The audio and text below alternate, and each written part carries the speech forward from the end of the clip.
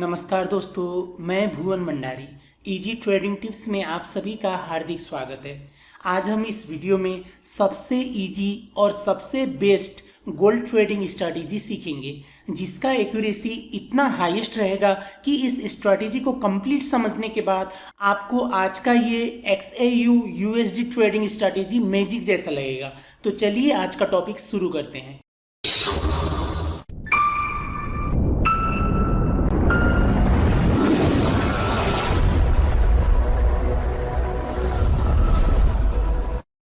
शुरू करने से पहले आप सभी से अनुरोध है, अगर आपने अभी तक इस चैनल को सब्सक्राइब नहीं किया है तो प्लीज़ सब्सक्राइब कर लीजिए और बेल आइकन को भी ऑन कर लीजिए, ताकि जब भी मैं कोई नया वीडियो अपलोड करूं तो उसका नोटिफिकेशन आपको तुरंत मिल जाए।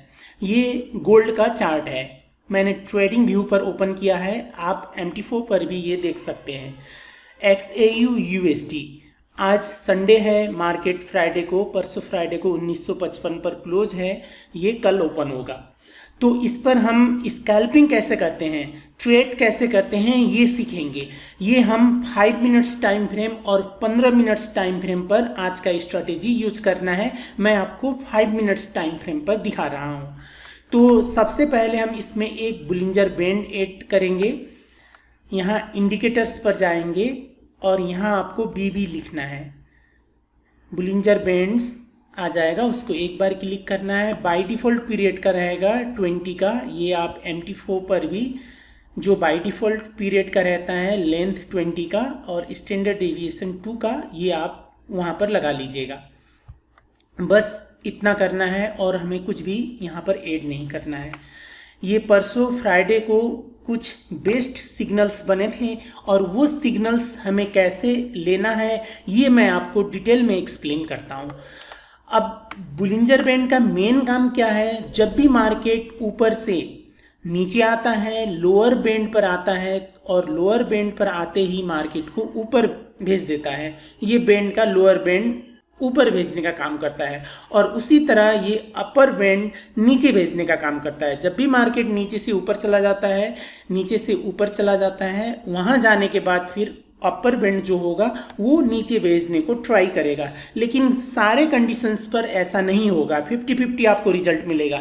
तो इसमें हम जो भेजने वाला होगा, नीचे से ऊपर भेजने वाला होगा, उस पर हम सिग्नल लेना सीखेंगे और जो ऊपर से नीचे भेजने वाला होगा उस पर हम सेल सिग्नल लेना सीखेंगे। तो वो कैसे कंडीशन पर होगा ये मैं आपको सीक्रेट बुलिंजर बैंड का बताने जा रहा हूँ, जो गोल्ड के लिए बहुत ही अनएक्सपेक्टेड काम करेगा। जैसे देखिए, ये परसों का सिग्नल है 5 मिनट्स टाइम फ्रेम पर। बाई सिग्नल्स हम देखते हैं। पहले आपको देखना है ये मार्केट ऊपर से आना चाहिए, आने के बाद ये नीचे वाला जो लोअर बैंड होता है उसको टच करना चाहिए। पहला कंडीशन, टच कैसे करना चाहिए, एटलीस्ट ये या तो ये ऊपर से आना चाहिए, ऊपर से नहीं आता है तो ठीक है, ये बीच वाला जो मूविंग एवरेज होता है 20 का बुलिंजर बैंड पर, जो बीच वाला लाइन होता है मिडिल लाइन, उसको टच करके या उसके ऊपर से आना चाहिए। देखिए यहाँ टच करके आया है, मतलब इस तरह ये आना चाहिए। जैसे हम भी लिखते हैं, भी का हाफ होता है, लकीर होता है, उस शेप में यहाँ से नीचे आकर बैंड को टच करना चाहिए। पहला कंडीशन। टच करने के बाद या तो यहाँ पर बुलिश एंगल फिन बनना चाहिए, नंबर 1 पैटर्न हुआ। नंबर 2 या हैमर बनता है तो भी ठीक है। यहाँ पर इस कंडीशन पर हमें यहाँ पर बुलिश एंगल फिन मिला है। ये बुलिश एंगल फिन बनते ही मार्केट इस लाइन को टच करके नीचे आया, नीचे वाले लाइन को टच किया, ठीक है, एंगल फिन बना, ठीक है। इतना होते ही हम बाई नहीं करेंगे, इसमें हम और एक कंफर्मेशन देखेंगे। इस लाइन को टच करके यहाँ पर सिग्नल बना है, ये ऊपर भेजेगा या नहीं भेजेगा, ये लोअर लाइन कैसे कंडीशन पर भेजेगा, उसके लिए हमें क्या करना होगा, इसके बेस पर जो बुलिश एंगल फिन का पेयर होता है, 2 कैंडल्स रेड और ग्रीन का कॉम्बिनेशन होकर बड़ा बनता है तो ये बुलिश एंगल फिन बनता है। एवरेज होना चाहिए, ठीक है। तो उसके बेस पर, जहाँ पर एंगल फिन बना है उसके बेस पर हम एक बॉडी को टच नहीं करेंगे। जहाँ बॉडी शुरू है ग्रीन का या रेड का एंड है, वहाँ पर हम ये हॉरिजॉन्टल लाइन रखेंगे, ठीक है। ये हॉरिजॉन्टल लाइन रखने के बाद पीछे देखना है, ये हॉरिजॉन्टल लाइन को टच करके मार्केट दोबारा ऊपर भेजा है कि नहीं, ये देखना है आपको। यहाँ पर हमने हॉरिजॉन्टल लाइन रखा और यहाँ पर देखिए बुलिंजर बैंड का लोअर बैंड से मार्केट एक बार ऊपर गया था, तो यहाँ पर क्या हुआ, ये रिजेक्शन हुआ, ये सपोर्ट का काम किया। लेकिन आपको ये यहाँ पर एक बात समझना है, सपोर्ट और रेजिस्टेंस ड्रॉ करने के लिए जैसे हमने यहाँ पर इसके बेस पर ये रखा और एक रखना है आपको यहाँ पर इसके लो पर रखना है। जो लेग्स होंगे, ये दोनों के जो लेग्स होंगे, जहाँ शुरू हुआ और जहाँ लेग्स एंड होंगे, यहाँ पर तो एक ही लेग है, रेड का है, कभी कभी ग्रीन का भी उतना ही बड़ा भी हो जाता है, उसमें जो ज़्यादा बड़ा है उसके बॉटम पर आपको ये रखना है और ये यहाँ पर बेस पे रखना है, मतलब लेग पर ये लाइन ड्रॉ करना है।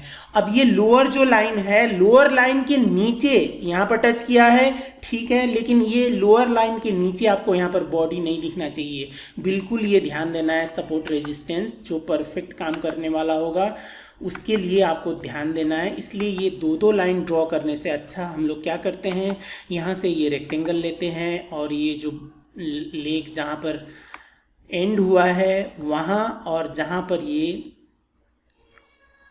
बॉडी शुरू हुआ है वहाँ तक हम ये रेक्टेंगल लाइन ड्रॉ करते हैं जो सपोर्ट का काम करता है।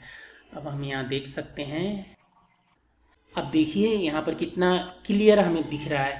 हमने जहाँ पर ये सपोर्ट मिला था, जहाँ पर ये एंगल फिन बना है, वहाँ से ये परफेक्ट हमने ये सपोर्ट लाइन ड्रॉ किया। ड्रॉ करने के बाद आपको देखना है, ये हम आगे भी ड्रॉ कर सकते हैं, यहाँ तक ड्रॉ कर सकते हैं, लेकिन आपको यहाँ पर सपोर्ट मिलेगा वो इफेक्टिव नहीं होगा। रिसेंट सपोर्ट होना चाहिए, रिसेंट सपोर्ट को मार्केट याद करता है। यहाँ पर पैटर्न बना है, ये अभी रिसेंट सपोर्ट लिया था उसको, इसको याद है। ये पीछे ज़्यादा मिलेगा तो वो भूल जाता है, इसलिए ज़्यादा पीछे नहीं चाहिए हमें कुछ कैंडल्स के अंदर। यहाँ तो कितना कैंडल्स है, 1 2 3 4 5 6 7 8 9 10 11 12 13 14 15 16 17 18 19 20, लगभग 20 कैंडल्स हैं।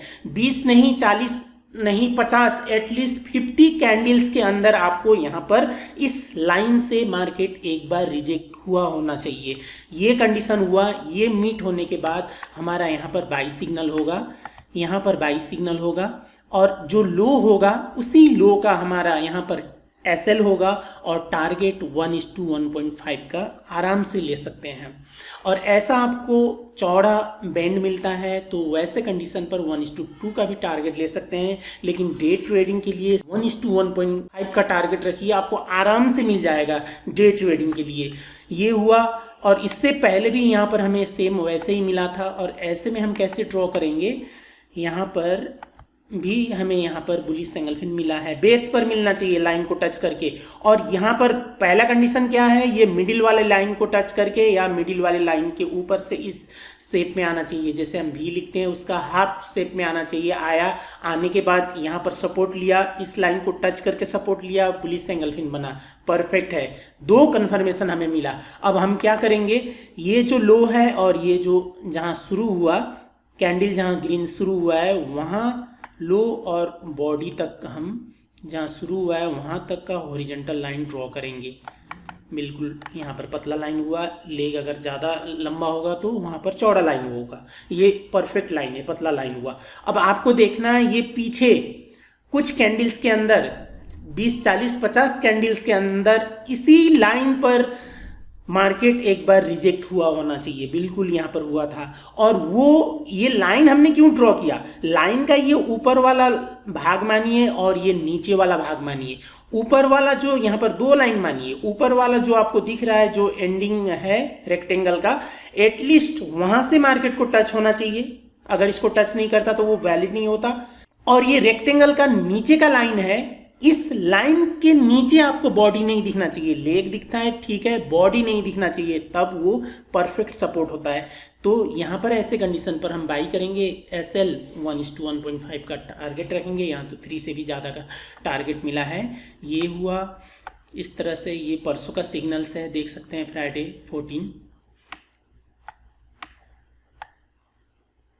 अब यहाँ पर भी सिग्नल मिला था, यहाँ पर भी इस शेप में आया था, बीच वाले लाइन से आया था, लेकिन यहाँ पर क्या था, हमारा थोड़ा सा ये बॉडी को टच कर रहा है, तो ये गया है पॉजिटिव, लेकिन हमारा जो टर्म्स एंड कंडीशन है उसके हिसाब से यहाँ पर नहीं था, तो इसको हम इग्नोर कर देंगे, इसको हम नहीं देखेंगे। दूसरा देखिए यहाँ पर ये परफेक्ट सिग्नल बना है, यहाँ पर देखिए, बस आपको आ गया, देखते ही आपको समझ में आ जाएगा। अब ये देख के एक दो हम सेल सिग्नल्स देखेंगे। ये बाई सिग्नल हुआ, ये देखिए यहाँ पर ये इस शेप में आना चाहिए, बीच वाले लाइन से नीचे आना चाहिए, नीचे आकर यहाँ पर बैठ जाना चाहिए, जैसे चेयर में बैठ जाते हैं लोग पैर लटका के, उसी तरह ये लोअर बैंड पर, लोअर लाइन पर पैर लटका के यहाँ पर कैंडल बैठना चाहिए और परफेक्ट एंगल फिन बनना चाहिए, बिल्कुल एवरेज एंगल फिन, बड़ा नहीं, ज़्यादा बड़ा नहीं, ज़्यादा बिल्कुल छोटा भी नहीं, डोजी जैसा भी नहीं, वो इफेक्टिव नहीं होगा, ये बहुत ही परफेक्ट। और इसका लो से जहाँ बॉडी शुरू हुआ है वहाँ तक का रेक्टेंगल ड्रॉ करेंगे और बैक में देखेंगे यहाँ से मार्केट को रिजेक्ट किया था, ये भी बहुत अच्छा सपोर्ट है, ये यहाँ तक गया है, ये नीचे आने से पहले यहाँ तक गया है, 1:2 से 3 तक का टारगेट दे दिया है, लेकिन हमें 1:1.5 का चाहिए, जो यहीं पर हमें मिल गया होता। ये हुआ, अब ये 13 थर्सडे का हुआ, मतलब ये हमने फ्राइडे तक का देखा सिग्नल्स, जितने 22 सिग्नल्स मिले थे, सेल सिग्नल्स हमें नहीं मिला। यहाँ पर देख सकते हैं, यहाँ से हम हॉरिजॉन्टल लाइन ड्रॉ करेंगे, यहाँ तक पहुँच जाएंगे, कहीं भी कैंडल टच नहीं हुआ है, सेल सिग्नल नहीं था। अब यहाँ पर अच्छा था, ये शूटिंग स्टार बना था, बहुत अच्छा था, लेकिन यहाँ पर क्या हुआ, यहाँ टच नहीं था। अगर टच किया होता तो हम यहाँ से ड्रॉ करते थे, हमें यहाँ पर रेजिस्टेंस मिल गया होता, लेकिन वहाँ वैसा नहीं था। तो हम दूसरा किसी में देख लेते हैं। ये यूरो यूएसडी भी सेम होता है, गोल्ड जैसे चलता है वैसा ये भी चलता है। इस पे हम देख लेते हैं, देखिए ये यहाँ पर मार्केट क्लोज है, यहीं पे हमें सिग्नल मिला है, कितना परफेक्ट सिग्नल मिला है। तो हम क्या करेंगे, पहला कंडीशन हमें समझना है, 3 कंडीशंस है।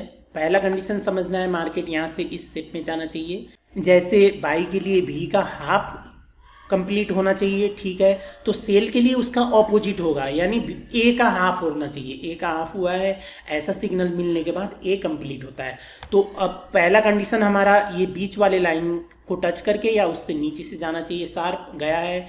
दूसरा, इसका बेस से जो हाई है लेग, वहां तक हम लाइन ड्रॉ करेंगे, बिल्कुल यहाँ तक हमने ड्रॉ किया। इसका बेस जहाँ कैंडल शुरू हुआ है वहाँ से लेकर हमने हाई तक ड्रॉ किया। अब पीछे देखना है, यहीं से हमें रिजेक्ट, कितना स्ट्रॉन्ग रेजिस्टेंस है, देखिए ये इतना हमें काफ़ी है, पीछे मत देखिए। पहला फर्स्ट रिजेक्शन यहाँ देखना है, इसके ऊपर लेग होता है कोई बात नहीं, लेकिन बॉडी नहीं होना चाहिए, एटलीस्ट इस लाइन को टच करना चाहिए, जहाँ टच करेगा वहाँ तक का देख लीजिए, उसके पीछे हमें देखने का जरूरत नहीं है। तो ये कितना परफेक्ट बेरिश एंगल फिन बना है। ऐसे कंडीशन पर यहाँ पर सेल होगा, यहाँ का जस्ट यहाँ का एसएल होगा और टारगेट 1:2 का आप आराम से रख सकते हैं। लेकिन स्कैल्पिंग के लिए, डे ट्रेडिंग के लिए 1:1.5 ये सारे करेंसी पेयर्स पर भी काम करेगा, लेकिन करेंसी पेयर से गोल्ड में थोड़ा और ज़्यादा काम करेगा, क्योंकि ज़्यादा लोग स्कैल्पिंग करते हैं, डे ट्रेडिंग करते हैं, ज़्यादा लोग गोल्ड में इंटरेस्ट रखते हैं, गोल्ड में ज़्यादा ट्रेड करते हैं। तो करेंसी पेयर्स पर इसमें थोड़ा सा हम इसको मॉडिफाई करेंगे। आपके अगर कमेंट्स आते हैं तो ये आज का जो स्ट्रैटेजी है, इसी स्ट्रैटेजी को हम सारे करेंसी पेयर्स पर कैसे ट्रेड कर सकते हैं, कैसे हाईएस्ट एक्यूरेसी ले सकते हैं, इस पर मैं एक वीडियो बनाऊंगा, नेक्स्ट वीडियो। इस स्ट्रैटेजी को और 1-2 बार देखिए, इसको डीप में समझिए, इससे आपको अनएक्सपेक्टेड रिजल्ट मिलेगा। और रिजल्ट कैसा मिल रहा है कमेंट करके जरूर बताइएगा। ये वीडियो देखने के लिए आपको बहुत बहुत धन्यवाद।